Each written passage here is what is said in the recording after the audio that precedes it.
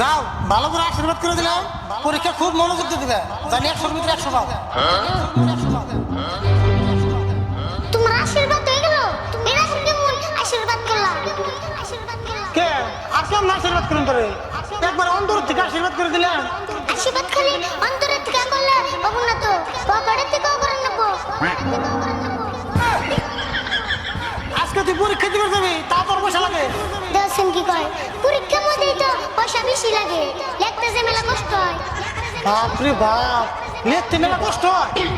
আচ্ছা তুই যদি পরীক্ষায় পড়লে তো তোর নাম্বার কম হয় কেন? নাম্বার তো কমাই বই, দে আশীর্বাদ করো তুমি। দেখছো আমার কি কয়, ইয়ের থেকে তোর আমি কত ভালো করে আশীর্বাদ করে নেবো।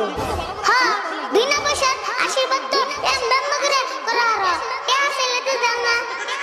হাই হাই রে, তার মানে তুই টেয়া সারান দিতে পারবি না। কহ তোর কত টাকা আশীর্বাদ করে নেবো?